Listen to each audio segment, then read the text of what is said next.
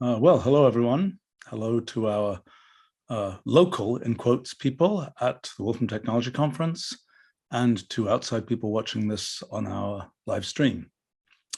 So we've got two things to do tonight. Well, it's tonight for me. One is something that I always find very interesting, which is our Wolfram Innovator Awards. And the other will be for people who are at the technology conference, will be a Q&A based on my keynote of a couple of days ago. Okay, so the first and big thing is our Wolfram Technology Awards. And we established this program about 10 years ago now to recognize particularly interesting and innovative uses of our technology that came to our attention. And there are no doubt many more, many very interesting things going on, but we don't always hear about them. We want to recognize those that we do hear about. And each year from around our company, we have selected a limited number of awardees. Actually, this year, because everything is virtual, we have been able to expand the number a bit. And I'm happy to say we'll be awarding 19 Innovator Awards this year. So let me just remind people, last year we had a fascinating group. These are our Innovator Award winners from 2020, also virtual. This year, I will say we have 19 awards. And I'm going to, in each case, I'm going to try and say something about the people or organizations behind the award and a little bit about what they do. I should apologize in advance to anybody where I get the facts wrong. I'll try not to. I would like to point out that many of our award winners have given talks at the technology conference this year, and you should be able to find the talks that have already been given that you can replay through the conference system. I think there's maybe one or two more still to come, so watch out for those. So I want to say that this means that some of the people who we are giving awards to are people who I have known for many years. The record holder this year, I believe I have known for 42 years. But others I've had the pleasure of meeting only today. So there will be some differences in what I'm able to, in the stories I'm able to tell about different people. But I hope to give you some flavor of some of the things that our award winners have done and something about those individuals. All right. Well, without further ado, let me go into our collection of award winners. So our first Innovator Award, and we're going to just do them by alphabetical order of last name here, first individuals and then organizations. So our first award of the evening goes to Girish Arabale of SciGram Technologies Foundation and a couple of other companies. So Girish first used our technology as part of his doctoral work on carbon nanotubes. Out of that work came his first company, Mulk Bits, Sensors and Data, which he founded in 2015. Its goal was to use Raman spectroscopy to create a handheld scanner for soil properties to be used in agriculture. And he also built just this last year, demoed at the Consumer Electronics Show, a breath AI prototype for detecting things like blood glucose levels, presumably, its name suggests, through breath output. But the thing that's been most notable to us is Girish's work with his SciGram Technologies Foundation. Its goal is to bring computational thinking to a wide range of underserved communities. Particularly, he's been working with kids in the tribal areas around Pune, India, which is where he's based, and delivering computational thinking to them using Wolfram language and Raspberry Pi. And he was telling me about the fact that they're able to work on all these different areas and show kids things about words and anatomy and so on. He says, even though the kids don't always know English that well, they're still able to interact just fine with Wolfram language, including kids down to age 8. And that's something where the use of Raspberry Pis has been particularly valuable because not all of these schools have ready access to internet connectivity, and Raspberry Pi is something that can be used even in that situation. And I was telling Girish, I'm hoping that some of his students will one day be able to come to our summer camp for high school students, and look forward to that. So our first award goes to Girish Arabale. All right, well, let's go on then. Okay, our second award of the evening goes to somebody I have known for quite a long time, Bruno Autin, physicist from CERN, now retired. And Bruno, well, started his career having studied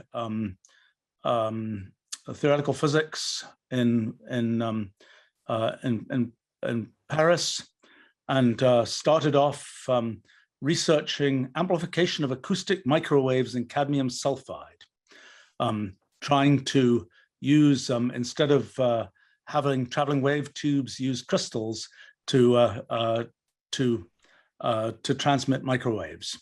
But in 1967, he discovered CERN, the European Center for Nuclear Research, the particle physics center of Europe, and started working on the development of accelerators there.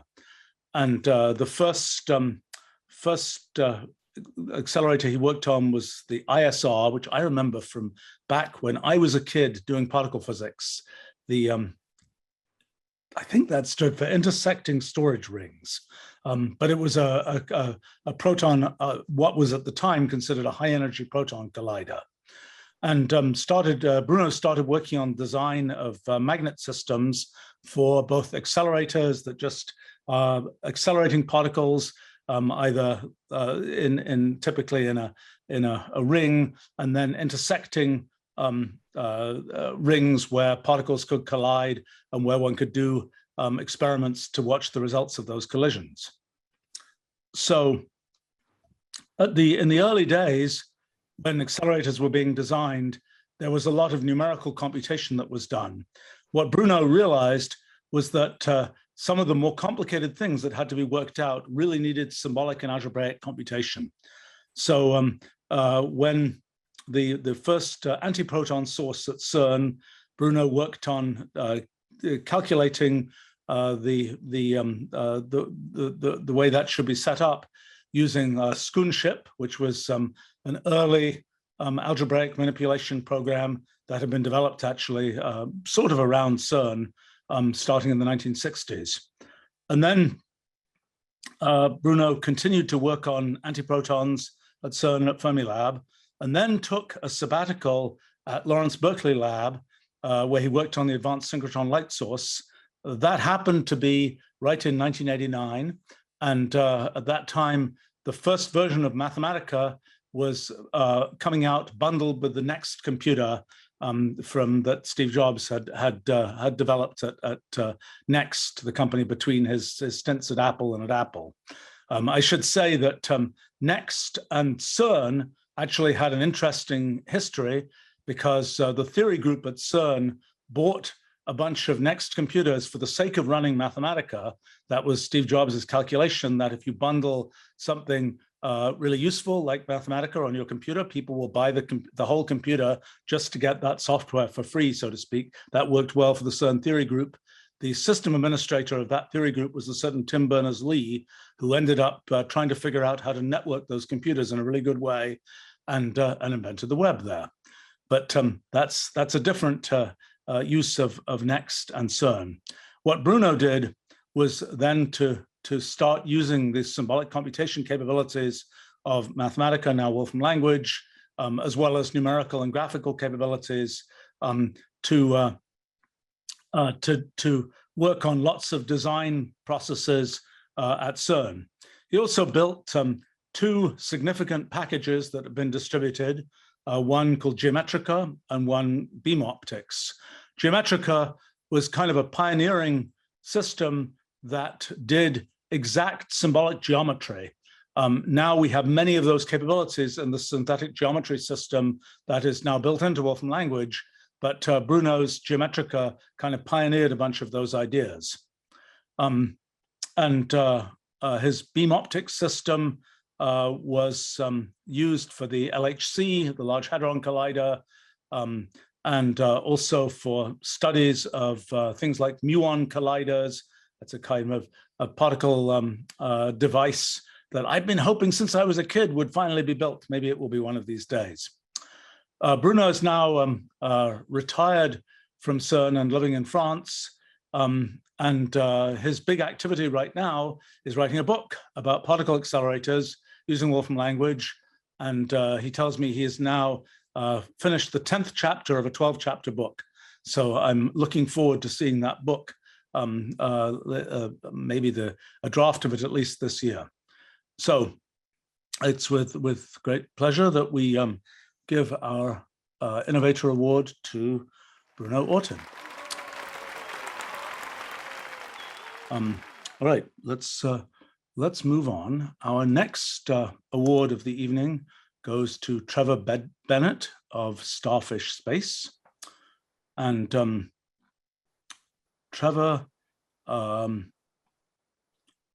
started using Wolfram language as in his PhD, which was on the subject of detumbling spacecraft. After his PhD, Trevor Bennett worked at NASA Goddard and JPL on robotic missions, and then at Blue Origin on the New Glenn spacecraft, which is the orbital successor of the New Shepard spacecraft that got its day in the news yesterday.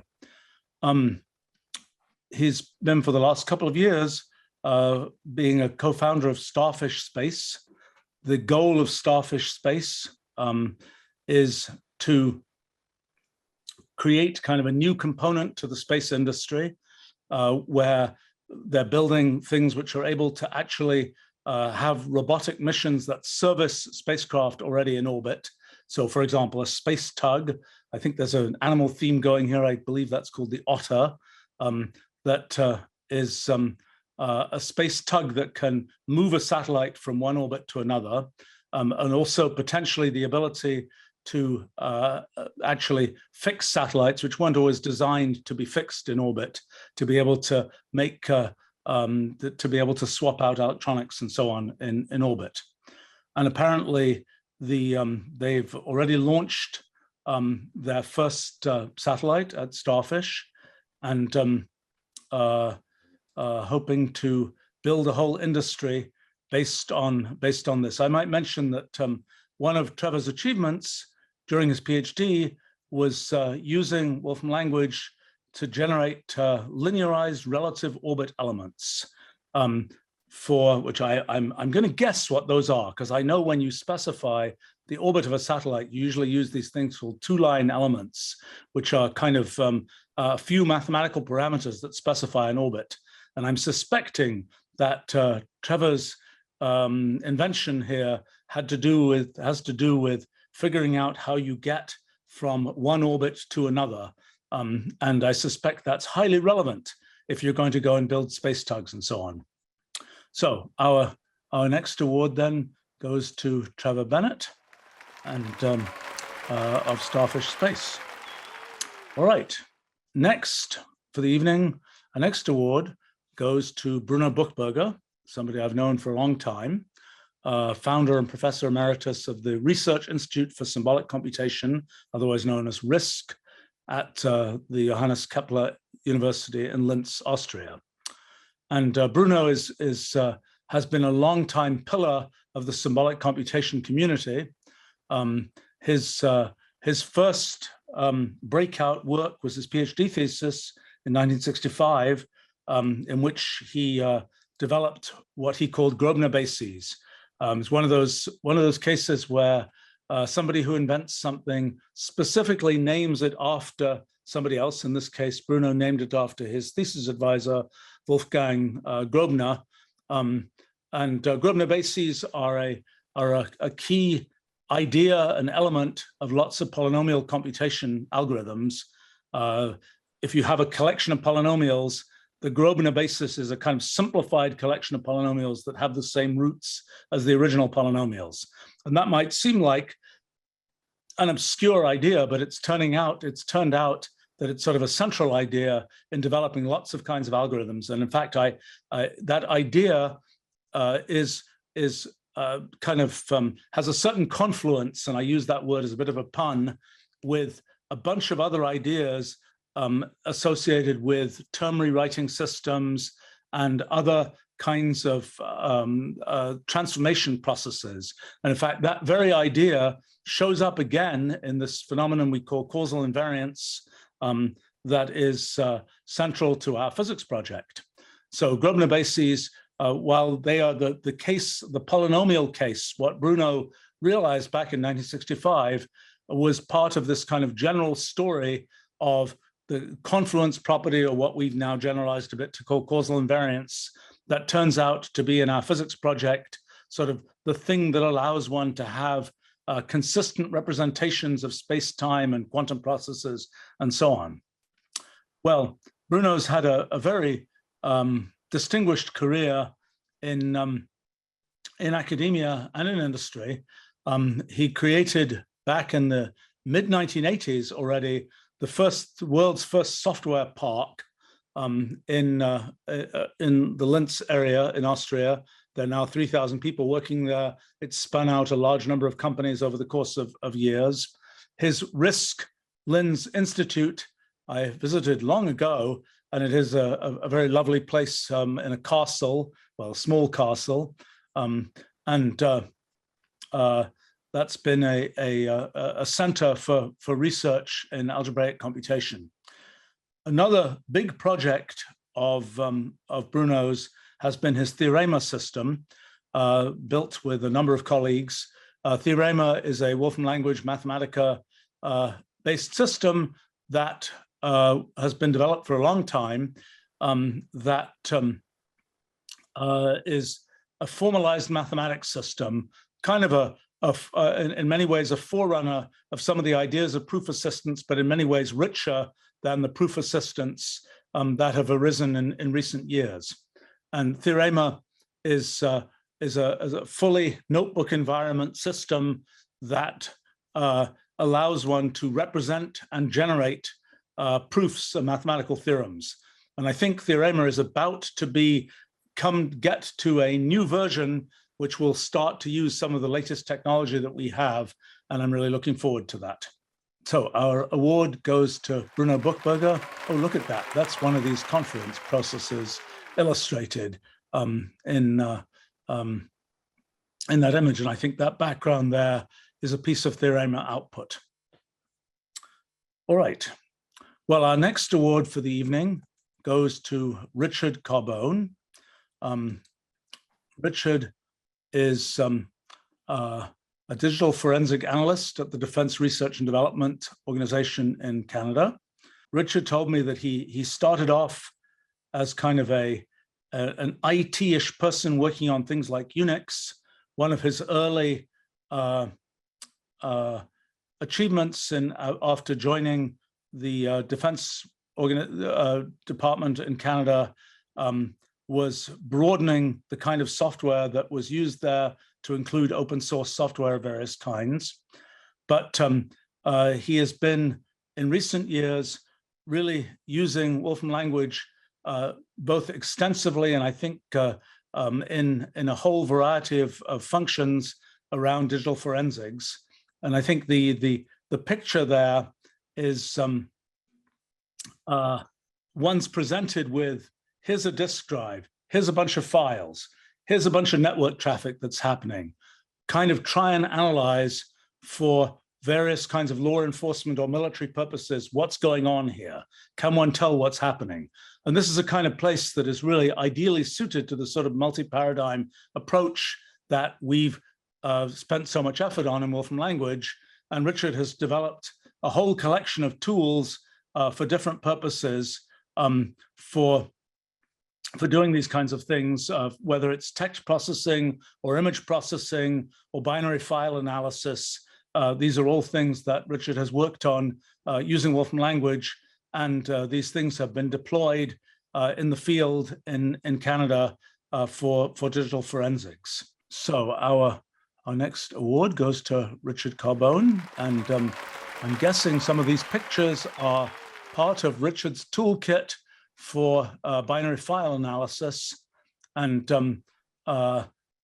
he's also been working on steganography and the question of how you can do things like telling steganography is hiding messages in images, but there's sort of a variant of that which has to do with figuring out, is this image a real image or is it an image that's been photoshopped and so on, and being able to detect those kinds of things using whatever techniques are possible, I think now including areas like machine learning and so on. Our next award goes to Bill Gosper. Bill is the local winner of the person I've known longest. I first met Bill at a Maxima users conference in 1979. And Bill had been at MIT in the 1960s and was part of a group that produced a thing called HackMem, which is a large collection of, in many cases, now very famous little computer and mathematical hacks. It's a kind of collection of aphorisms. I was just pointing out to Bill that it will be 50 years next year since HackMem was first officially published, and it's probably time for a version 2. And talking of a version 2, Bill is a tremendously prolific producer of mathematical results created using Mathematica. And I get mail from him with great regularity every few days with a new and often very surprising and unusual looking mathematical result. I like to imagine that if I'd been around in the 1910s and had been lucky enough to be in correspondence with Ramanujan, I would have seen similar kinds of things produced. But now we have Bill plus Mathematica producing a kind of Ramanujan-like stream of mathematical results. So Bill, I think his first claim to fame was probably when the Game of Life was first coming out around 1968 or so. One of the questions was, in the Game of Life cellular automaton, if you start with a finite-sized configuration, could you ever get a configuration that would grow forever?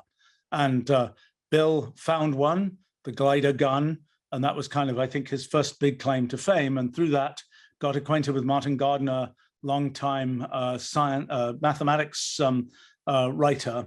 And Bill connected with many other things with Martin Gardner over the years.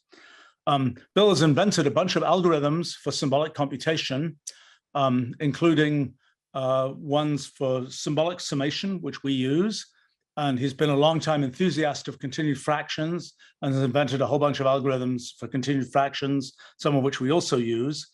For a while, Bill was the person who had the record for having computed the largest number of digits of pi using algorithms that he developed. He's also been a long-time studier of space-filling curves. The Gosper curve is a sort of dragon-shaped kind of curve that just goes in a line but fills space and has many very interesting properties. Bill has been based in the San Francisco Bay Area for a long time with various stints at various organizations. I remember visiting Bill, must have been in 1980 or so, at Xerox PARC, the Xerox Palo Alto Research Center, place where that was I think the very first place I'd ever seen a bitmapped display interface. and Bill was showing off the game of life running on a Xerox Alto, I think, computer, as well as showing me, look, there's this laser printer that prints in color and prints at very high resolution. And I think at the time, there really weren't even laser printers out in the rest of the world, but Xerox, being the company that it was at the time, had produced the first color laser printer, and Bill had made this remarkable pattern that I'm sure I still have in my archives somewhere with elliptic functions, I think, some elaborate color printout. Bill ended up working a bit with Donald Knuth at Stanford, and contributed some things to Don Knuth's books. He also, when Mathematica first came out in 1988, we pulled Bill in to help us make demos, and Bill notably made, actually for a group at IBM that was distributing Mathematica on IBM RISC computers, made a trefoil knot, which at the time was high-tech 3D graphics, and produced a poster that's a trefoil knot, and it says Mathematica spoken here underneath. And those are now collector's item type posters, but that was Bill's contribution there. So in more recent times, Bill's just discovered a huge range of mathematical results. They tend to be quite aphorism oriented, and I'm sort of really hoping that somebody is going to volunteer to make the collected aphorisms or works of Bill Gosper, because there's so many of them and they will be so valuable in the future. Even if they have not been collected into very organized papers or anything like that. But in the last 15 years or so, Bill has had a new activity, which is dealing with the next generation. And somehow Bill manages to find these amazingly bright, very young kids, initially mostly in the Bay Area, now also elsewhere, who learn mathematics and Mathematica and Wolfram language with him and go on and produce remarkable and very surprising research results. I happened to visit Bill and some of these kids a few years ago and had the very interesting experience of walking into this room with a bunch of, I think, 11-year-old-ish kids, and they're talking to me, and they start talking in code, and they're speaking Wolfram language code. It's the only time I've ever seen or heard somebody speak Wolfram language code. I think they were very disappointed that I had to say to them, I'm not used to understanding this stuff in spoken form. You have to slow down. And it takes me a while to kind of visualize what you're saying. And actually that moment caused me to realize that we really do need to make a way to have spoken Wolfram language code, because it's something that will also be useful when one's for educational purposes and so on. But Bill has been educating this remarkable collection of well, initially they start with him at age 10 or so, but some of them are now grown up and doing lots of good things out in the world with math and so on. So anyway, our award here goes to the very unique Bill Gosper, and I think that must be one of the space filling curves that that I get regular mail about. Okay, well, our next award of the evening goes to Ming Hsu. Ming got his PhD at Caltech in economics and is now at UC Berkeley in across the business school and the neuroscience institute. And those affiliations already perhaps give some indication of what he does. He's in the new and emerging and very hot field of neuroeconomics, concerned with the question of how do we understand from neuroscience how it is that we make economic decisions and so on. He has been using Wolfram language for lots of purposes. Initially, I think in his PhD thesis, for studying evolution of prices in double auction markets, according to traditional general equilibrium theory in economics. I think he's kind of been getting down the stack of behavioral economics, down into consumer neuroscience, neuroeconomics, neuromarketing, working both at the academic level and doing marketing research projects for real companies that are actually reaching customers and so on. But he was telling me that the question is, what is the kind of, when one is going to make a decision about something, something happens in one's brain, and that might be detectable by, he's used fMRI and EEG and so on. Some of those things might be detectable a second or two before the decision is made for some kinds of things. But for other kinds of things, there's a kind of a picture that one has in one's brain somehow about some particular brand or product or objective or whatever. And Ming has sort of been interested in this question of how does one think about representing what that picture is? We might be able to detect particular neuron firings, and we might be able to have sort of a language level, a human language level way to say what we think about something. But there's the question of what is the profile of that when it's actually in the brain, so to speak, and that's something that has been an objective to understand. So our next award here goes to Ming Hsu from UC Berkeley. And oh, look at all these interesting, okay, so this is I think everybody's brain is laid out a bit differently. So whoever's this is, these are, I guess, the areas that light up in connection with different kinds of attributes and which can be associated with different brands and so on. All right, well, our next award goes to Carol Johnstone from Fermilab. Carol has been involved in many kinds of accelerator projects at Fermilab, and generally you want a particle beam of this kind delivered to this place. Carol is the person who gets to figure out how to make that happen.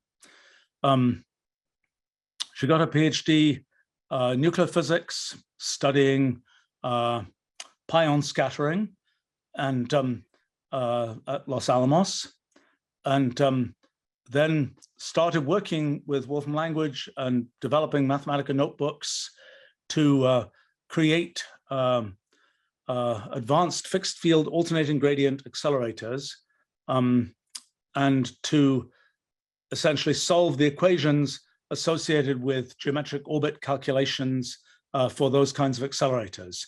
And the goal is to make the machine operate in a stable way and deliver the beam that one wants to get delivered. I think a significant fraction of all of Fermilab's beam deliveries have worked through Carol's system and built in Wolfram language. Now, I think she's worked on a whole variety of experiments, including the muon G-2 experiment that has had some notoriety recently in some of its results. Also on an experiment to look at muon electron conversions that violate muon number. That's another Fermilab experiment. Her most recent work has been on other kinds of beam production for things like scanning cargo, essentially doing using particle beams to detect things like heavy elements and so on, and then also using it for cancer therapy. And I think there are two different techniques, as I understand it, that Carol has been involved in. One is heavy ion acceleration, to be able to use heavy ions. She was just describing to me a new technique called flash therapy, in which one is delivering a high intensity of radiation for a very short time. And that's this high intensity with the appropriate ions being delivered, one can destroy the DNA of tumors, but not other tissue. And being able to figure out how to do those quick bursts of beam delivery is apparently a non-trivial problem, because the two different technologies of cyclotrons and synchrotrons that have been traditionally used for particle acceleration, somehow one has to go somewhere between those to achieve what needs to be achieved. And she's also worked on the creation of heavy isotopes, of radioactive isotopes to be used for radiation therapy. Her work is particularly significant for the new National Center for Particle Beam Therapy in Waco, Texas, that's under construction right now. So our award here goes to Carol Johnstone of Fermilab. All right, our next award of the evening goes to Jang-Hoon Lee, who is a mathematics teacher at Paju Girls High School in Paju, South Korea. And Jang-Hoon has really been a great pillar of the Korean Mathematica and Wolfram language community. Just done a huge number of things with our technology ever since he started using it in 1994 as part of his project in school in mathematics. He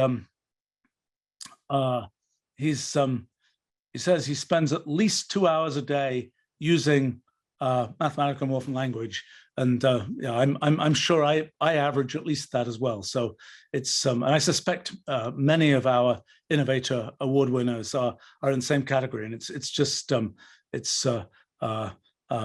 glad everybody enjoys it. So Jang-Hoon has been using Wolfram language and Mathematica in his own teaching for many years, but he's also developed an online textbook called Mathematica Lab, and he also has his maththought.com website, which has had a couple of million visitors, and he's also creates content for Nava.com, which is the main Korean search engine, etc. website, where he has many other viewers and visitors. He's been recognized by the Korean Ministry of Education with the Korea Mathematics Education Award and the Science Teacher of the Year Award in Korea. And well, we're very happy to give him our Innovator Award this year. And I think there are some examples of some 3D printing artifacts created by his students. And I had the pleasure of meeting Jang-Hoon and some of his students in 2014 when I visited Korea for the International Congress of Mathematicians there.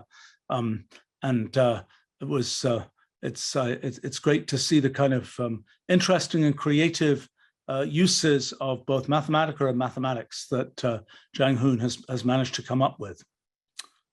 So thank you. All right, our next award this evening goes to Scot Martin, who is at Harvard University and usually is right in my neck of the woods in the Boston area, but apparently today is in Manaus, in Brazil, in the center of the Amazon jungle. And there's a reason for that, which is that his research involves doing things with the Amazon rainforest. He studies molecules and their production by plants, and how and what kinds of volatile organic compounds plants can produce. And he's been using Wolfram language for a very long time, and got his PhD in chemistry at Caltech, and has been working in atmospheric and chemistry since then. I think he's also been involved with some software technology, for example, HDF, and he created an HDF5 package for Wolfram language. He's interested in all sorts of environmental challenges to do with air and water pollution and so on. I noticed from the notes here that he first started using Mathematica when it was at version 2.2 in 1993.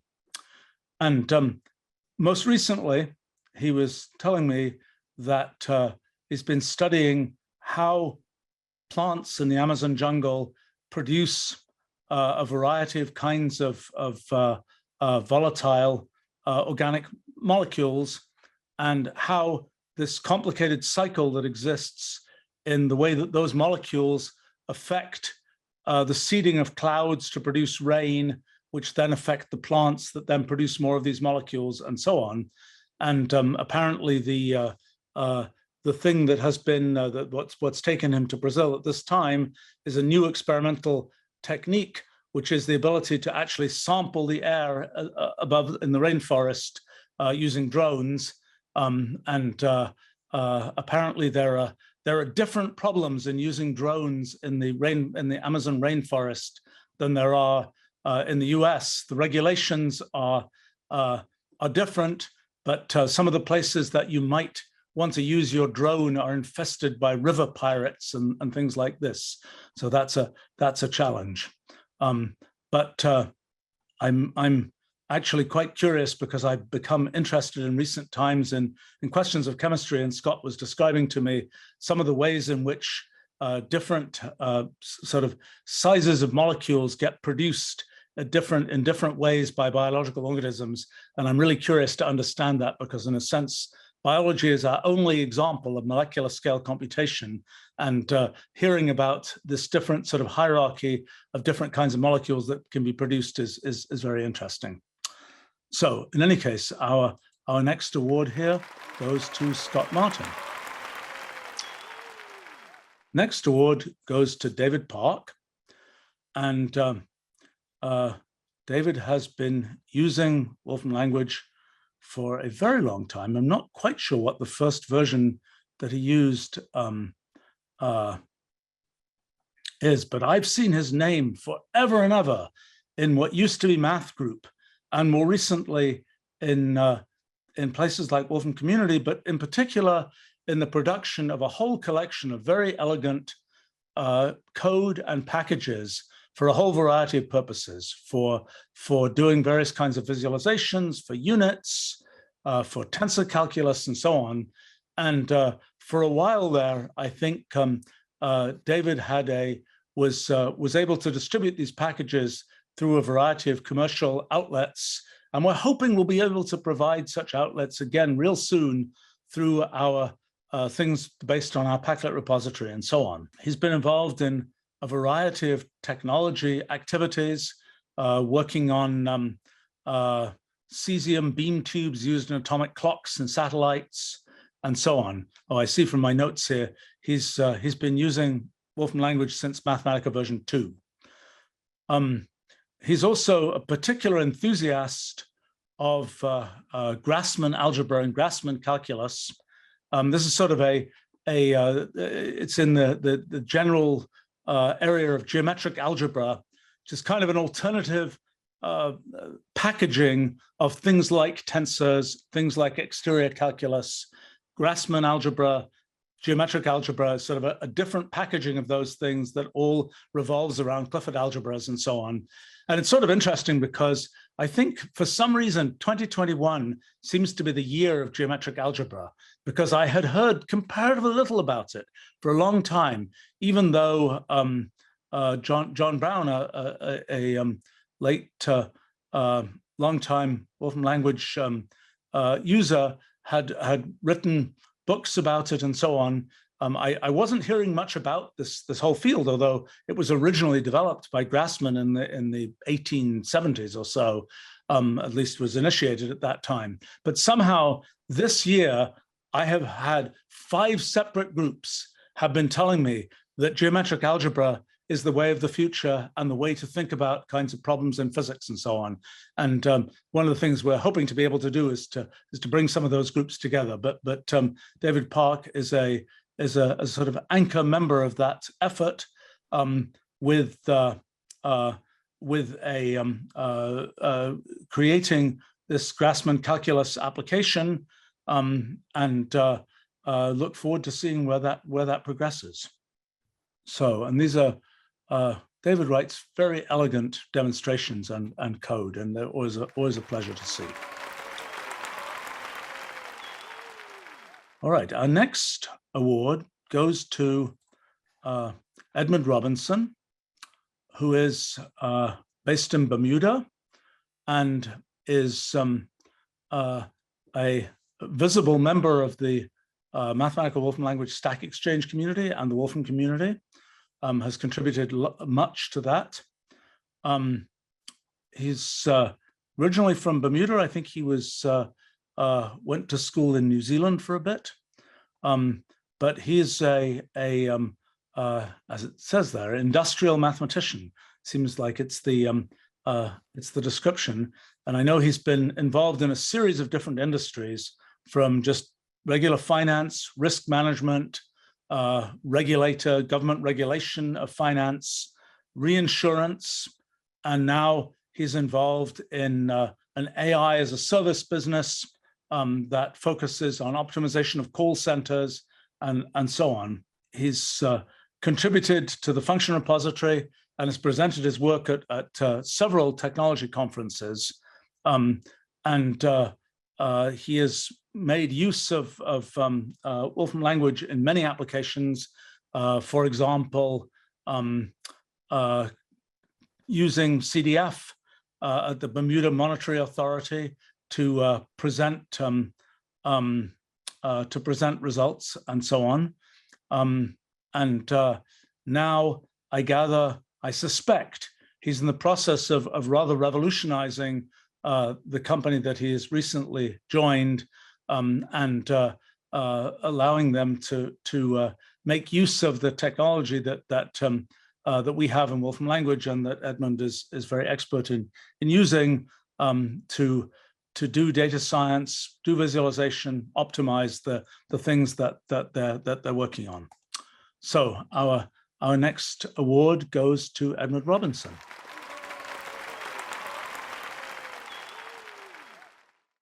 Our next award goes to Leonardo Roncetti, who is based in Brazil, and he works on his project director for TechCon Engineering, which I think he's also the co-owner of TechCon Engineering and Consulting, company specializing in industrial construction design, particularly for offshore infrastructure. And Leonardo has been using our technology for a long time. I notice in my notes here that he has a PhD in offshore structures, which is an unusual, at least in this part of the world, perhaps is an unusual PhD topic. That's great. But one of his achievements was creating the analysis and decision-making software for lifting operations for offshore platforms, for cranes and such like. He was telling me he's been working a lot on crack analysis for concrete and steel structures, particularly in the maritime environment. And I kind of had the idea that if you have a dam made of concrete or something, that the dam has no cracks in it. But Leonardo was telling me it's never no cracks. There are always some cracks. The only question is, are there cracks that are critically important cracks, or are there cracks that you don't have to worry about? And he's been developing the technology using Wolfram language to use machine learning and other things to analyze that, and to be able to go and use some autonomous vehicles to go and study underwater structures and go and analyze the images from them, find cracks, try to understand whether these cracks are critical or not. So, and this is particularly relevant apparently when you are dealing with structures that are made of concrete or steel or whatever, where, for example, a ship ran into them at one time. And it's like, how badly were they damaged as a result of that? That's what Leonardo's company, that's the kind of thing they are involved in analyzing. So our next award here goes to Leonardo Roncetti. And those, I suspect, are pictures of his crane, I think also made using System Modeler.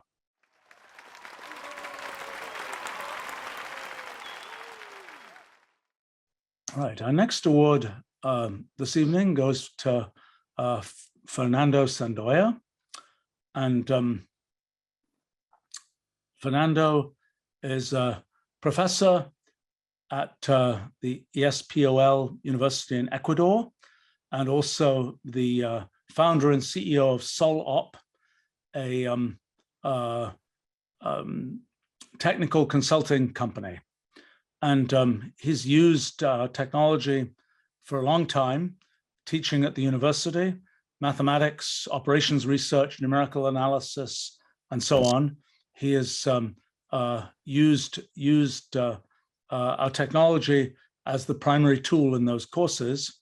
He's also had, in his business, he's used our technology to do many kinds of products for many different purposes. He was telling me earlier that he's recently developed a kind of a computational contract application of Wolfram language for the Ecuadorian government for environmental, for permitting for environmental purposes, where there was previously a long and fraught with difficulties human chain of approval necessary for these environmental permits. And Fernando has developed a Wolfram language application that uses machine learning and other techniques to be able to automatically kind of grade these applications for environmental permits, an interesting use of kind of the computational contract kind of idea. He's done work for a whole variety of companies, for the largest food manufacturer in Ecuador, for doing reverse logistics for used tires in Ecuador, and dealing with predictive analytics for transportation of containers for ports in Ecuador, and also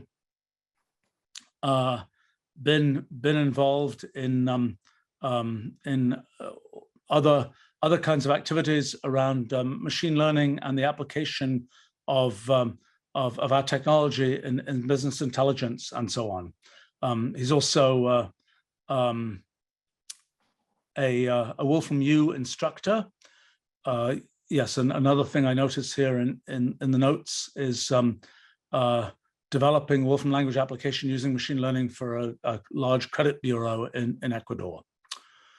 So our next award goes to Fernando Sandoya. And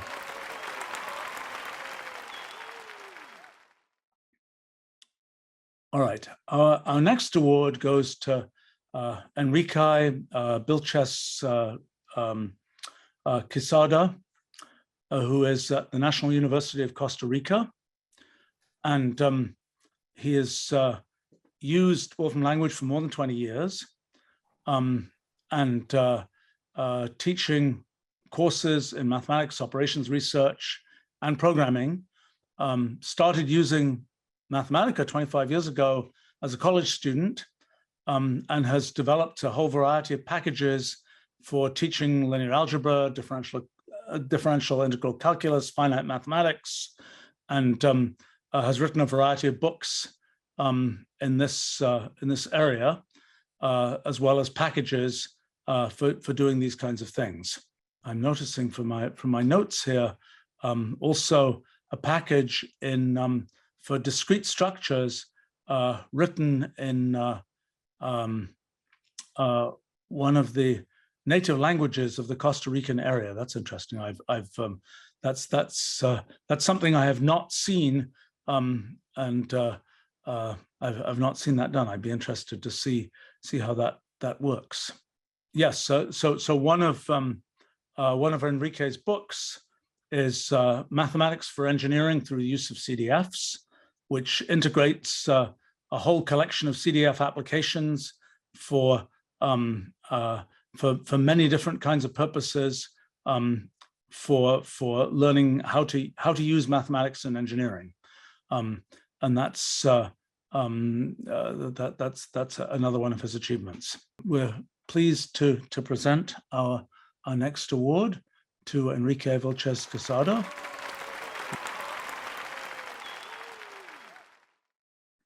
Our next awardee is James Wyant from University of Arizona. James has been using our Wolfram Language and Mathematica since 1989, and he's been involved in optical sciences forever. He's started two companies in that area, and using interferometry for testing properties of surfaces, and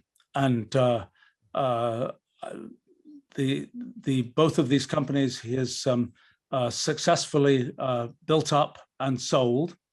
In between those two companies, he became the founding dean of the College of Optical Sciences at the University of Arizona. For people who don't know, the University of Arizona has a very distinguished optical sciences operation. It and Rochester are the two great optical sciences places in the US. Notably, James got his PhD at Rochester. James was telling me that there are now 100 faculty, 100 professors in the optical sciences school at University of Arizona, a huge concentration. James has used Wolfram Language and Mathematica to teach his courses on optical testing and interferometry. I know he has been responsible for stimulating some very interesting usage of our technology by other people and other companies in the optical area as well. And one of the things that brought him to my attention many years ago is he was one of the very early users of Web Mathematica, and he put online a thing for computing Zernike polynomials, which at the time I'm embarrassed to say now, had never heard of. And that was my first introduction to Zernike polynomials.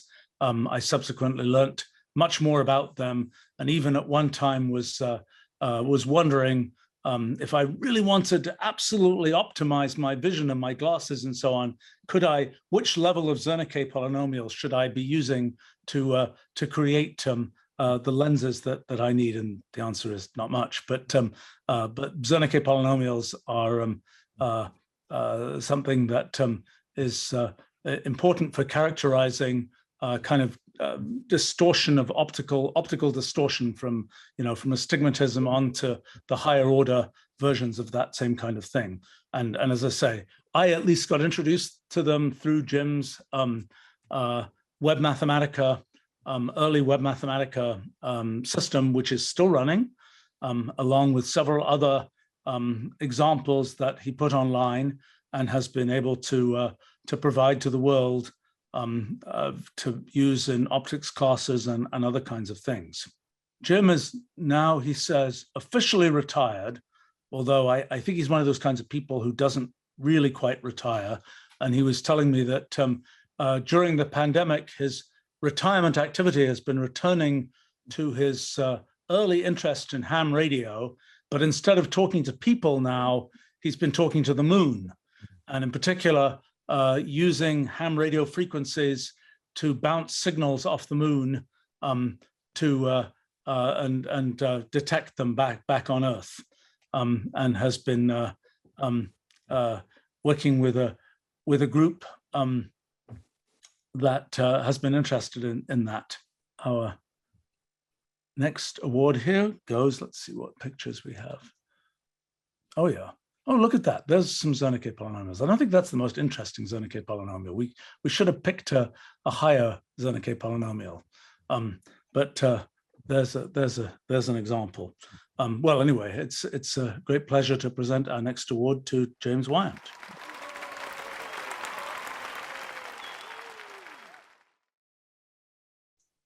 All right, moving on. Our next award goes to a company General Vibration Corporation. It's been a long time user of our technology. General Vibration is concerned with making haptic devices, from the joystick that vibrates when you touch it, to other kinds of touch-based feedback devices. And in particular, the challenge is, how does one take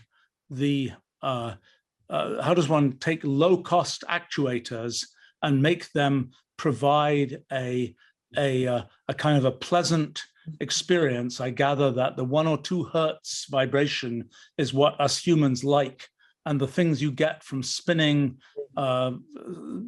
weights and so on tend to be more in the 100 hertz range, which isn't what us humans like. So it's a challenge to kind of down convert those vibrations. And General Vibration has been involved in creating these kinds of devices using our technology. They've been using John Houston, who was the founder and president of General Vibration, was first exposed to Mathematica around 1993, and they've been using it since that time to do things. And I believe they've worked with recently with our technical services team on some new developments. In just a couple of years ago, Sony's interactive entertainment division licensed their whole haptics intellectual property portfolio, including their game controller mechanisms. And so they continue to work on how do you make things feel right, so to speak, in using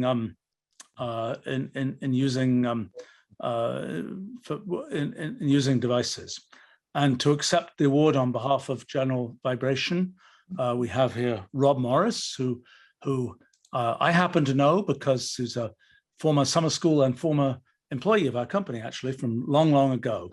And more recently, educator who's worked in his other life, worked with our technology, but has been for a long time working with General Vibration. So like to present this to General Vibration Corporation.